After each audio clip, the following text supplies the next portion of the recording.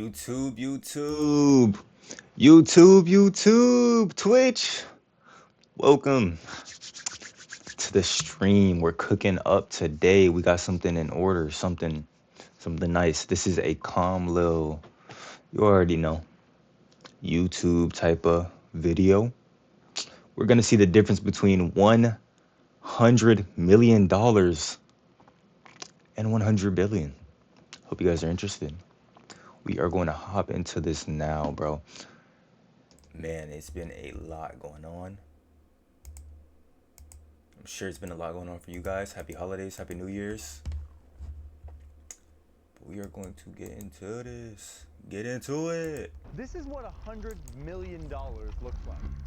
100 million $1 bills. Look at this. That's okay, crazy. But watch this. This is what $100 billion looks like. Whoa. That's 100 And they million couldn't have dollars. spared me There's any of that. people on Earth that have this much money. Okay. Oh, by the way, one of these guys just bought a house right up the road here in Washington, D.C. Mark Remember when we did the Zuckerberg. piles of cash? This is what $100,000 looked like when we did that visualization. So yeah, we're in a whole different echelon now. I want to show you the lifestyles of people who are worth this much money versus this much money. So That we're is talking to insane. experts, interviewing people The who difference work with between that super is wealthy crazy. To construct real world scenarios of what these people's lives look like, what kind of influence they have in society, to understand what and who they can buy. Oh, and Wow. by the way, we're launching a media Holy company ad, called holy New ad, Horizons. holy And I ad. eventually sold it to a candy company. Come on. That's at least 8 out of. Hold on, bro. And I eventually That's at least 8 out of 10. At least 8 out of 10. My AdSense is, it's supreme. You already know. I'm pretty good at this.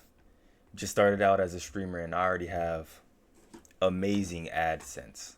You already saw that. sold it Subscribe. to a big, giant candy corporation. And because I started the company, I own most of it. And so I got a huge payout from this sale. Between that and a bunch of other investments over the years, I now have a net worth of $100 million. Wow. That's a big number. My primary residence is New York City, where 818 other Hold on. centimillionaires live. Why do all millionaires live in New York City? Can somebody please explain this to me?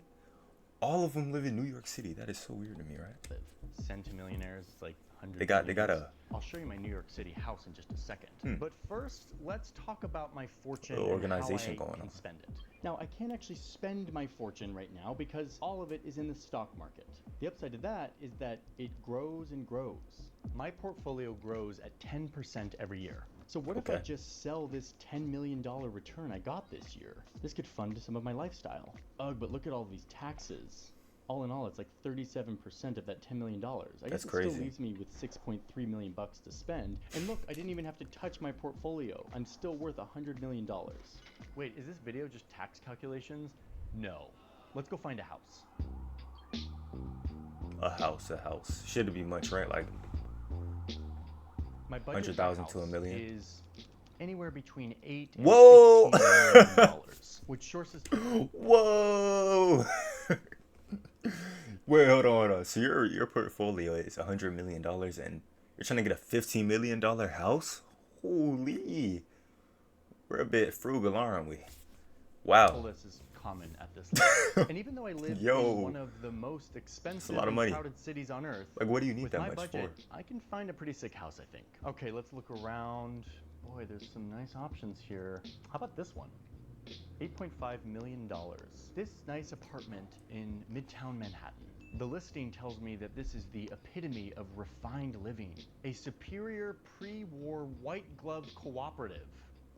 What does that mean? Bro. 4 bedrooms. Bro. They're just saying expensive keywords to make you spend more, bro. We already know what this is. 4 bath. This sun-kissed airy. This He doesn't even know what that means. Bro, hold on. We gotta do some research real quick. Chat, we gotta do some research. What is... We have to do some research. Hold on, let me put my mic up. What is a sun-kissed airy? What is that? and it gave me a makeup tutorial. Even Google, doesn't know what that is. Yo, Sun-kissed Eri is one of the crown jewels of the Tony Enclave. keep that in mind. What is it? Am I reading like a different language? What is the Tony Enclave? I don't know what any of those words mean. Sorry. But I do know that it has a semi-private elevator and is the perfect setting for alfresco entertaining. And me, 100 million. Alfresco I am super into entertaining. alfresco entertaining. I mean, this is looking like a pretty great house. It's got this super romantic painting above the mantle. And in addition to my real library, I also get a bathroom that kind of looks like one. By the way, this is only my primary residence. It's not my only home. I've got a couple vacation homes around the country. A couple? And the world. This one in Miami, which is increasingly a playground for the ultra-rich, and this one in the south of France. And both of these have full-time housekeepers. Let's talk about my vacations. I visit these houses a couple times a year, but for my other vacations, I'll maybe go to the Hamptons because I love to watch polo. What even is polo? There's this great polo match in July, and I buy a VIP ticket that will cost me only $3,500. Is polo like go for horses? Lately, I've been getting into F1, and so Let me know. I'll go to the race in Monaco. I'll stay at this Hotel Heritage. Oh no, Hermitage. I'll stay at the Hotel Hermitage Monte Carlo for just 22,000 euros a night, which is like $25,000 per night. Okay, let's get to the F1. It's a bit much. And the Monaco Grand Prix is underway. Jeez. No one told me I needed to bring my swimsuit to the F1 race. I'm feeling a little overdressed. Food's great, chef. Great view. Let's get to the race. I'm planning on watching the F1 race from a private yacht. The ticket was $16,000. And look at the benefits here. I get to walk around in the pit, I get to meet the drivers, and I even get VIP tenders. What is that? Did you know you can Holy ad, unskippable ad. Guys, I think they got us. Holy ad. Yeah, I need to invest in that YouTube premium, man. oh, not that kind of tender. Just a fancy boat that brings me out to the yacht. Anyway, something's bothering me. Remember when I showed you I could sell off the returns that I made this year from my stocks and still come out with millions of dollars of cash to spend? Well, I didn't really like having to sell off all those returns and then have to pay like over 30% in taxes. Me and everyone else you'll see in this video don't like to sell our portfolio, our assets, to get cash. Oh, really? Because that triggers all of these taxes. It gives us less power in the companies we own. Instead, we like to get cash through a bunch of other ways, using our vast fortune. What do you mean by that? My favorite trick is to go to the bank and to ask for a loan. Wait, what? I'm a super rich guy. Why do I need a loan? Well, let me show you. The bank will loan me a lot of money if I put my huge investment portfolio up for collateral, meaning they can come after it if I don't pay the loan. All right, stick with us. Stay with me. Stay with me. So he's super rich, right? $100 million. He's going to ask for a loan, right? Back, or if I default or something. Okay, how much can I get in a loan? Well, according to the bank UBS, I could borrow up to 85% of the value of my investment portfolio, which remember is $100 million. Okay, so he has $100 million as a portfolio. Keep that in mind. He's going to ask for 85%, so he'll be left over with 15 million. Keep that in mind. So they have 85% hostage. So I'm guessing they don't tax this 85% because it technically means he's in debt, which means he'll only have to pay taxes on his 15%. This is cheating. Let me know. We'll see if I got this correct or not, but that is insane. That is insane levels of cheating. That is like actual cheat codes. So I could potentially get a loan for $85 million. Another bank, Merrill Lynch, says that they will give at least 50% of the value of your portfolio. But regardless, we're talking tens of millions of dollars that I can borrow and spend. And guess what? I pay zero taxes on this money because it's not income. It's technically debt. Okay, wait, but it's a loan. So I'm accruing interest. You have to pay it back. Free money. I'm going to have to pay it back someday, and likely have to pay it back with post-tax money. So it's not free money. What's the deal here? Why am I doing this? Well, according to a lot of good reporting from the Wall Street Journal, people making $100 million or more can get quoted on an interest rate as low as 0.87%. Super low. in reality today, under these conditions and with my net worth, What? let's just be really, really conservative and say that my interest rate on the loan is more like 5.9%. It's a lot higher than 1%. But watch what happens. This allows me to not have to touch my investment portfolio. I don't have to take out that $10 million of stocks and pay a bunch of taxes. And that is growing at 10% a year. Way more than the interest on this loan. Now watch what happens over time. Oh, wait a minute. So he is still paying this back, right? But he is earning more than he has to pay back. So technically, this is an infinite money glitch. He can always keep borrowing and always keep being exempt from taxes because he is always gaining more and he is always paying back, but at a profit, specifically at a 10% profit. The value of that $10 million left in my portfolio, and this is how much I owe on the loan I took out. That's a nice graph. My wealth is growing way faster than the interest on my loan is accruing. So this tax-free debt thing is awesome, and it's one way that I will turn my net worth into spendable cash without having to sell off any of my stocks in my portfolio. Wow. Okay, no more tax math for now. I want to go buy some more stuff. It's time to talk about private jets and yachts. Sadly, I can't afford the private jet that I want. Womp womp. But this doesn't mean I don't fly private. These days, I can easily just book a jet, like this one. It can take me from New York to Miami, and it only costs me $15,000. I can get from LA to Australia for $200,000 on this private jet. Yeesh. $200,000 seems like a lot, but let's compare it to the median net worth of a U.S. household, which is $192,000. The median net worth of a household, not a person, a household. You're most likely paying more. $200,000 on this flight to Australia feels the same for me as a median household spending $384. $384 for this ticket. Pretty doable for a flight to Australia. Wow. Now, I can get a better deal on these private flights if I pre-purchase a jet card like this. I fill it up with prepaid private jet hours. Prices range from $5,000 to $7,000 per hour for a small private jet and up to $20,000 an hour for a bigger, longer range jet. Maybe someday I'll own my own private jet, but my budget of $10 million doesn't really get me the fancy one that I want. I'll opt to charter for now. What I can afford is a fairly large staff to run my life. I have 18 full-time staff members, and that's a real number of staff for people of this net worth from a Morgan Stanley report.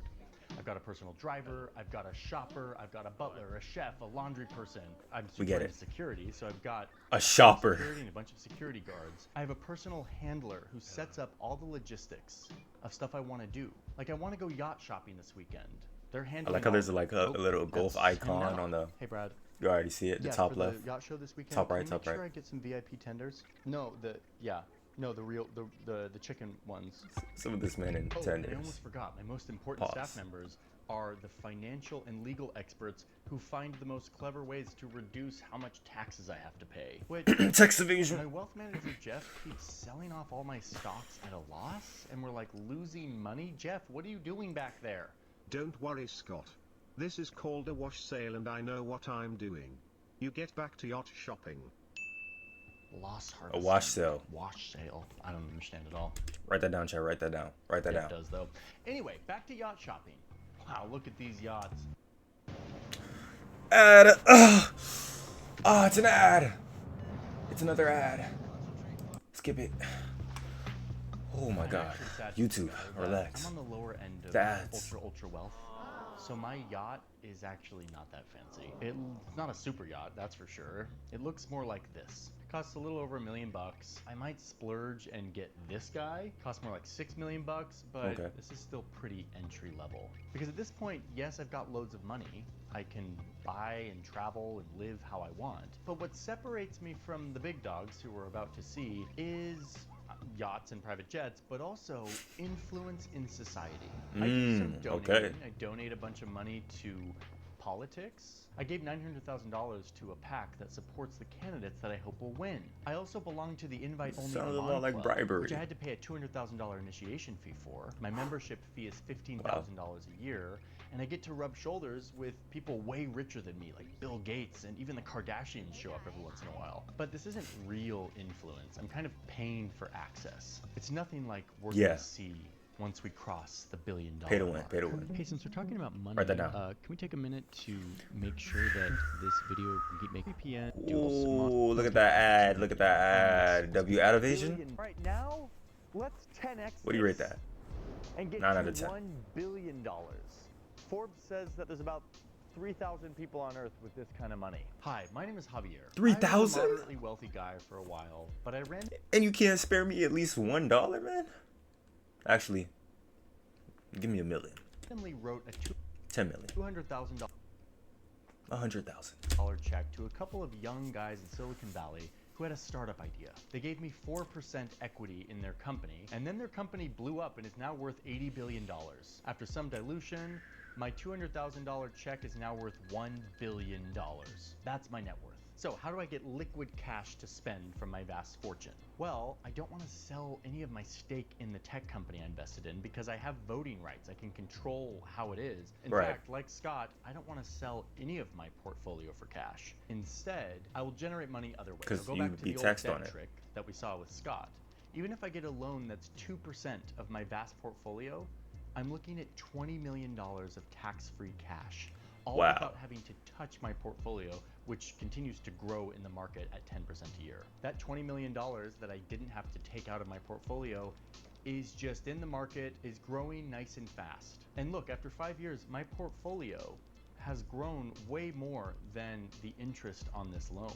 I can easily pay back the loan right now and still have extra to spare. Yeah, you can. Okay, so let's talk houses. Where do I live? Of course, New York City, where there's more billionaires Is that Steve Lacy out here? Listen to that. than anywhere else in the world. I live up on the Upper East Side. Look at this beautiful home. 6 bedrooms, 17,000 square feet Manhattan apartment. It cost me $57.5 million. This was actually 2 huge multi-million-dollar houses that they combined into one. Just cause. It's got a pool with my favorite inspirational quotes on the wall, a basketball court on the roof, but this is not my only home. It is one of 7 that I own. Holy. Aspen, You need 7 homes? Garda, Dubai, St. Bart's, and of course, downtown Paris. Of course. And look, I finally own a private jet. Yes. Oh, you've been wanting that. Or prepaid flight cards. I've got my own private jet, and it is sick. Look at this thing. That is sick. I can't lie. I can't lie. That is Cost me sick. $75 million, and I have to pay $3 million a year just to maintain it. Like, I have to pay $135,000 just to store it in a hangar. I pay $600,000 a year on fuel and $45,000 just on, like, basic maintenance. Holy. And I have a full-time pilot and crew. I spend over $700,000 just to keep them retained as my full-time flight attendants. And I finally can buy a respectable yacht. Like, look at this one. It's 131 feet Hold on. long. What is a respectable yacht? A yacht is still a yacht. It's got a pool and a hot tub on the deck. Respectable it can carry yacht? 11 guests and 9 crew members. And like my PJ, I have to pay a full-time crew to run this thing year-round, even though I only use it a few times a year. My a lot of money. vacations look pretty similar to Scott's. A lot of expensive VIP access, but just a little more elevated. Like, I paid $3 million to watch the Super Bowl in this suite with Taylor Swift and a bunch of other rich people. The difference between me and Scott is I get invited to stuff that I don't even have to pay for because we're kind of all a little bit post-money at this point. Like the Monaco Yacht Show, they have an exclusive opening day. Scott was paying $2,200 for a ticket, but I'm one of the 200 people that they just invited to the VIP experience. And in fact, where Scott's vacations were about lavish, opulent hotels and experiences, I have kind of a different vibe. I care mostly about privacy and security. In fact, the places I stay look a lot more like this from the street. Unassuming, not drawing any attention. But behind these walls, I've got everything I need for my vacation. My security team flew in a few days earlier to secure the property, and then I arrive with my butler, my chef, even my personal doctor is on site. I've got a dog walker who I pay to just hang out with my dog. Insane, and of by course, the my way. luxury travel coordinator who just zipped into town to connect with the brands she's been communicating with. They're planning to come to my villa to set up my own personal store in one of the mini bedrooms, so that I can browse the latest fashion without leaving my villa. By the way, that's a real example from our That's reporting. crazy. A family who did this during one of their vacations and ended up spending $1.5 million on their little in-home designer store during their vacation. In fact, I want to super clarify that all of these examples are based on real reporting, real examples from our interviews Wow. with people who work with the ultra rich. That We is even don't wanna crazy. appear and be That is quoted in like video, extremely but inconvenient we're too. grateful that they let us in on some of these Unless you have the lifestyle money for it. details of how people live and travel at this wealth level. Anyway, I'm Javier, and at this point, it's hard to know what to spend my money on that Scott can't. Like, we can both buy a $91,000 shirt, which sales tax alone on this puppy is like $8 grand. $9 million painting. There's a few things that are out of reach for Scott that I can buy, maybe like this nearly $3 million bottle of whiskey. What I can do at this level is pay for hyper exclusive experiences, like paying my favorite band, the Eagles, to fly in and play me a show. I'll pay millions of dollars for this, and in fact, they've negotiated Crazy, by the only way. playing Millions? Hotel California one time, but it was totally worth it. And yes, that $6 million I do that for, private like, free. concert is a real example too. No, I wouldn't. Anyway, let's go back to security, because Do that now for, that I'm like, a $1 million. billionaire, I'm a little more well known, and my security team has grown. But I'm also starting to get a little more paranoid, thinking about how I'm planning for something apocalyptic. We rich people think about this a lot. What if we lose it all? My vast wealth is in the market, in the economy, and if order breaks down, it could be worth nothing. So I'm going to invest in some backup plans. A bunch of land in upstate New York. And in fact, I'm even working on a bunker. I love bunkers. This thing's got food storage, a decontamination shower, a high-tech air filtration system, 4 bedrooms, a hair salon, name it, a he got shooting it. range. Listen, I'm not a prepper, but you know, just in case, and I've got the money to do it, why wouldn't I? Are you worried that using your Holy home address for ads. puts your privacy at risk? At iPostal One, Get him out of here. Controlling my social I'm worth $1 influence. billion. So at this point, I kind of have an army of tax professionals optimizing my wealth so I can Evaders. pay as few taxes as possible. Optimizing. And Congress just passed some legislation that's really helping me out on this. At this level, I start to get weird and creative with my money. Maybe I'll buy a hotel chain, or maybe I'll invest in bubbles. No, not those kind of bubbles. Bubbles is the name of my thoroughbred horse that I bought for $3 million. $3 million? Millions of dollars. And then I had to, of course, build a home and a bunch of stables for Bubbles, and I had to like get For a one horse, by the trainer way. and feed and care and medical attention. It's a lot of money, but For one horse. it's a business expense. And Bubbles is a depreciating asset on my balance sheet. I'm supposed to try Depreciating asset? Hold on. Chat. We gotta do some research. Depreciating asset. What is an depreciating asset? All right. Let's go here. What is an depreciating asset? Boom, boom, boom. Let's put up the mouse. What is an Hold on. What is this? It just popped up in front of me. What is a depreciating asset? All right, let's look at this. An depreciating asset is a tangible asset that loses value over time due to wear and tear. So you're telling me he's losing money with this? Depreciating. He's losing money. Through life, it loses. Okay.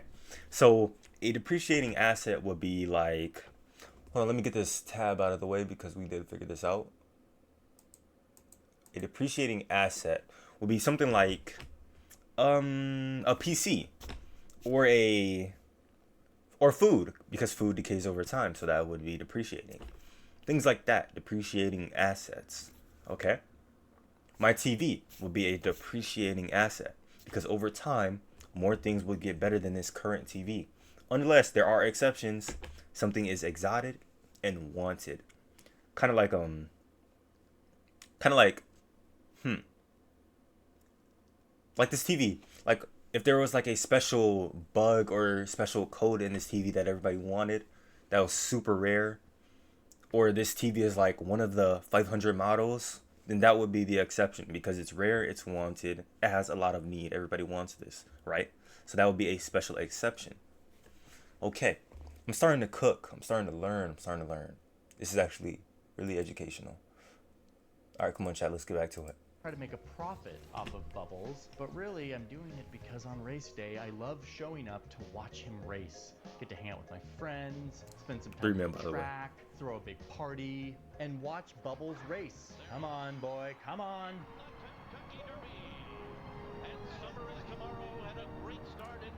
Bubbles. Oh, he lost again. And yes, 3 mil, by the way. 3 mil. He lost 3 mil. I'm losing a lot of money on Bubbles, but honestly, I'm not that stressed because this is more of a hobby, and all of these losses I can write off to lower my tax bill. I'm actually doing this same kind of hobby thing on a much bigger scale. I bought an NBA team. I'm able to write these players off as depreciating assets, even though the team is growing and making money. All of this helps my tax rate be lower than the players who play for me, and even lower than the guy serving beer in the stands. ProPublica did a great analysis on that, by the way. But write that down, chat. Write that down. Write that down. It's legal. Like, I'm not breaking any rules. And honestly, it's really fun. And look, I have the best seats in the house. Oh, and by the way, I still pay a lot of taxes. My businesses pay corporate taxes and income taxes and payroll taxes and property taxes and sales taxes. I contribute massively in dollar terms, and my businesses generate huge amounts of tax revenue and jobs, and I took a risk in building my wealth, and when I sell or die, the government takes another giant cut. I'm paying plenty. And in fact, I'm paying so much that I'm going to use some of my influence to try to change that. We have got to the point where holy ad. Oh wow, the ads are just going crazy today, YouTube. We just love our ads, huh? Just we're plaguing me today. We're plaguing me. Candidate. I've contributed $20 million to his campaign to get him reelected, and he won. Yes! It's a few months later, and Congress is working on a bill. It could have big ramifications for my business and therefore my net worth. And so I'm going to call in my favor to the senator who I donated so much money to help re-elect. I need him to insert 8 words into this massive bill to allow my business to qualify for a huge deduction. He does it last second, and I just saved hundreds of millions of dollars in taxes. 20 million bucks to get this guy elected in exchange for hundreds of millions of dollars in savings? That sounds like a good investment. Thanks, Congress. My financial advisors have been telling me that it's time for me not to be a rich person. He said these were real examples. To give away my money and to save some taxes in the process. How about, let's see, what can I give away? Well, I've got this really nice art collection. An appraiser said that it was worth $130 million. I'm going to donate this, but I'm not going to donate it to like a public gallery. I'm going to donate it to my own family's private nonprofit foundation. And as long as I make this art accessible to the public, I can write off the $130 million from my taxes over several years. Okay, so I have to make all this art accessible to get the tax write-off. What counts as accessible? Luckily, the IRS isn't super specific, so I've decided to open up the art room to the public, but just in kind of random 2-hour slots that you need a lottery to get an access to. There'll be only guided tours on random Wednesdays, no regular hours, no self-guided tours. That's accessible, right? I'm taking the tax write-off. 130 million write-off. Nice approach. Yes. And yes, that is a real example of philanthropy really being vanity projects with no public benefit. Thanks again to ProPublica for their great reporting on it. Okay, moving on. Now, there are billionaires who give to real causes that benefit real people, who give away a large amount of their fortune to actually change the world for the better. But it's also very common for billionaires to use foundations and philanthropy as tax shelters and vanity projects. And the IRS doesn't really come down on these people very often. Oh, I just got an email saying I'm going to Switzerland. Because I donated to the presidential campaign, the president is assigning me to be the ambassador to Switzerland. And I know the president said that he wouldn't be appointing his donors to these types of roles, but here I am. Seems like a lot of us donors are getting appointed. This is great. Let's get the jet ready to go to Switzerland. So you can see that my fortune at this point buys me anything I want, but it's actually starting to be more and more about buying influence in society and politics. But this is just the beginning. Let's see what happens when we 100x this. Okay, things are about to get kind of nuts because we're about to 100x this pile. To go from 100 $1 billion to $100 billion. Wow. There's less than 20 people who have this much net worth or more. They're almost all Americans. Less than technology. Less than 20 people? That's still a lot of money, bro. That's still like all of that combined is definitely 2 trillion, bro. That's crazy. And you can't spare me just 1 billion. Companies. Elon Musk, the world's richest man, Come has on. 4 to 5 times this much, depending on the day. And at this point, there's no way I can convince you how much money this is. Like, you would have to combine the incomes of over 7.5 million Americans toiling away, earning the median salary of $63,000 a year. 7.5 million people earning the amount of money controlled by one guy. Hi, my name is Bradley. I founded a technology company decades ago, and it is now one of the most valuable companies on earth. I still run it actively, and most of my $100 billion fortune is in the form of a huge amount of stock in this company. How do I even think about where to live? I could go the direction of Indian billionaire Mukesh Ambani and build my own personal 27-story skyscraper, complete with a hanging garden and a 6-floor garage where I can store 168 cars. Or I could collect a portfolio of trophy homes all over the world. I'll buy this one in Florida for $173 million. Wow. It's got 33 bedrooms and 39 bathrooms. That is a lot of toilets. I'll buy a spot in London. Why would you even need I'll that make sure many to buy all bathrooms? the properties around it, so I've got a lot of privacy. That one cost me $202 million. I'll Insane, by grab the a bunch way. of property along this coastline in Malibu. I'll buy this private golf course next to my 19,000 square foot mansion, even though I don't really play golf. And I'll even pay $86 million for a Zen temple in Japan, because I'm super into Japan. Let's add to the list buying this entire island of Lanai, Hawaii. The entire island. The entire island. Somebody go look up at home how big the entire island of Lanai, Hawaii is, bro. Holy. All in all, my big portfolio of houses around the world adds up to about $2 billion worth of homes. But if I'm Wow. like Larry Ellison, whose homes all of those I just mentioned 'Cause you need $2 billion. this isn't even 1% of my net worth. But I don't want to just buy homes. Maybe I want to buy a social media company. What if you can create your own Holy website by saying, "This is ads. what I want gotta with invest in this." YouTube You can. Premium. Wow, this is killing me. I'm really into influence right now, and influencing the media is a great way to influence society. And this is where I can take the loan thing that we talked about earlier to a whole new level. Yes, I could sell a bunch of my stock to get cash to buy the social media company. But you wouldn't want to do that, Or I could right? do what Elon Musk did and take out a giant loan. Billions of dollars that I don't have to pay taxes on, that is based on my vast fortune. Musk was about to take out a loan of $12.5 billion, but then ended up taking about half that to buy Twitter. And this is what's wild, is the loan thing, at this level, I can plan to just do this forever. I never have to pay off these loans. I never have to sell off any of my stock. I could keep paying down the interest so it doesn't compound, but even if I don't, my fortune grows way faster than this debt accrues. And the real benefit of this happens when I get close to the end of my life. It's been decades. I have all these loans. They've grown, accrued interest. My fortune has grown way faster. And at the end of my life, I could sell a bunch of my portfolio, get a bunch of cash, and pay off all my loans before I die, so I don't leave my children saddled with all my loans. But I don't want to do that, because I would have to pay a huge amount of taxes if I did. And if you haven't noticed, I don't like taxes. My goal now, as I get close to the end of my life, is to set my family up to inherit my vast fortune in the most advantageous way possible. So I max out the gifting exemption. There's like $14 million I can do there, but that's like a drop in the Wow. bucket. I'll set up some trusts that I'm like technically fully remove immersed in this. control of my wealth and pays out a certain amount to the named beneficiaries, like my children and grandchildren, over a period of time, potentially forever. But watch this. My portfolio is a vast fortune that is mostly loaded with unrealized gains, meaning this is all money that has grown in the market. I haven't paid taxes on it yet because I haven't taken it out. The moment I take it out, I have to pay taxes. But what I can do is when I die, I can give this giant fortune to my daughter, let's say. And the moment I give it to her, boom, the clock resets. That is a infinite money glitch.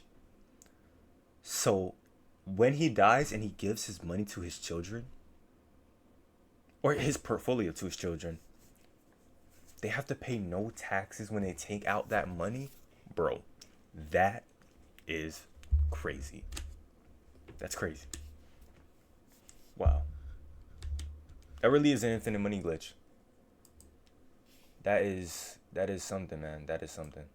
And suddenly, it's as if she has zero gains. Meaning she could sell this entire portfolio on day one and pay no taxes. Wow. Those unrealized, untaxed gains disappear, never to be taxed. And yes, there is a big estate tax that I have to pay when I die, but my army of wealth managers have figured out a way to buy an insurance policy that will pay that tax for me. Anyway, I'm not dead yet.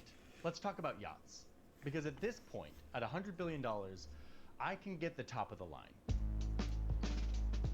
Look at this 600-foot long, $600 million yacht. This thing has a crew of 80 people. No one would need that, by the way. Atlantic without refueling. It's got a pool, a helipad, a movie theater, a golf training room, because, you know, I gotta practice my swing when I'm out in the Atlantic. I pay my crew Cruise super line. well. Many of my crew stay on board my yacht for years. Oh, and did I mention that it's not just the yacht. I also have this little shadow barge that follows my yacht around when we're out to sea. It carries extra fuel so we can be out on the water longer. It also keeps some of my car collection. Oh, what's that? You're burning to hear about my car collection? I have 2,000 cars.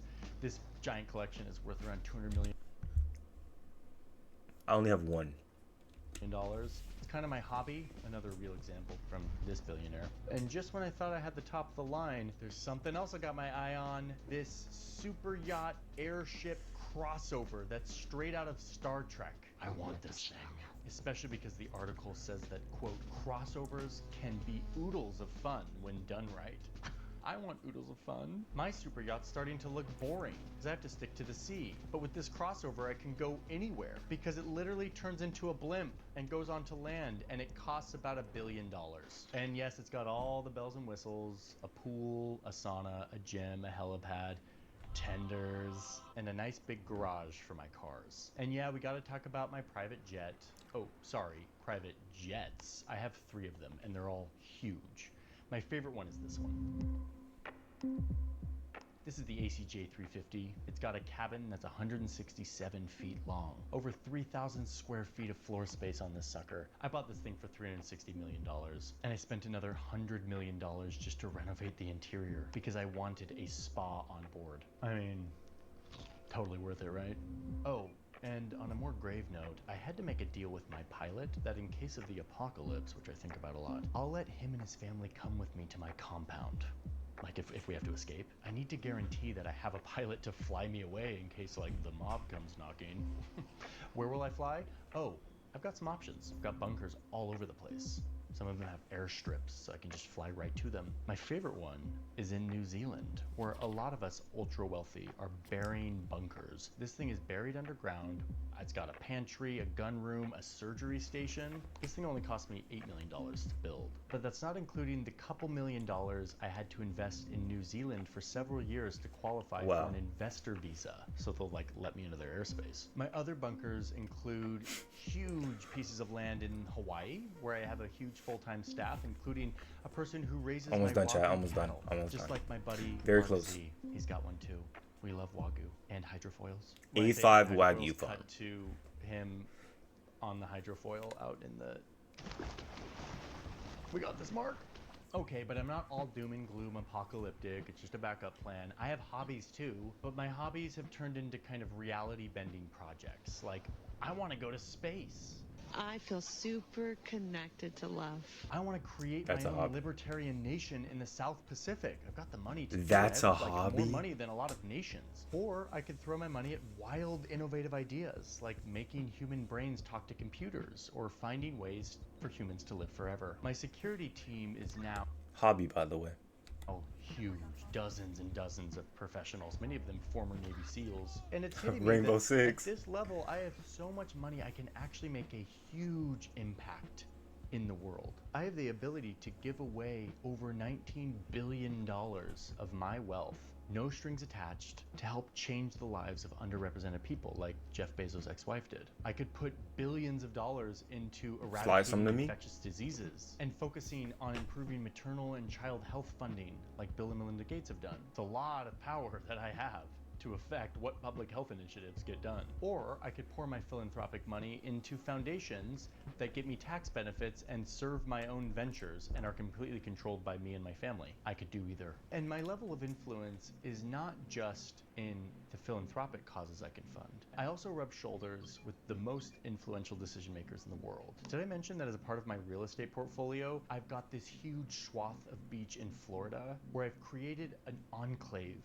for the rich. It's right next to the president's Florida residence, and it's where I make sure that I rub shoulders with the right people. This election cycle, I'm going to spend almost $300 million on getting my favorite candidate elected to be president. That seems like a lot. Is that legal? Actually, yes. Look, I have a front row seat to the inauguration, and the president is giving me the job I've always wanted, which is taking a chainsaw to the federal government. This is the chainsaw for bureaucracy. Chainsaw! Whew, wow, well that was quite the journey. If there's one thing I've learned on my journey from 100 million to It's about tax write-offs. It's basically what I learned. Tax write-offs. $100 billion, it's that wealth begets more wealth. That too. That's why I did all those like tax calculations and debt to show you that when you have wealth and ownership of assets in a capitalistic system, you become impervious. You can build a fortress of wealth that just keeps growing. And then once you have that fortress, it allows you to influence government and policy and media that then serves your interests to get more wealth. All while opportunities, wages, and resources stagnate for the majority. This isn't a broken system. This is a system working exactly how it was designed by policy choices and decisions. And it might strike you as unfair. I think it is, but I also think it's really dangerous. It's exactly the type of concentration that creates a politics of grievance and anger and resentment and hopelessness, all so that a few people can have access to their fancy boats and exclusive parties.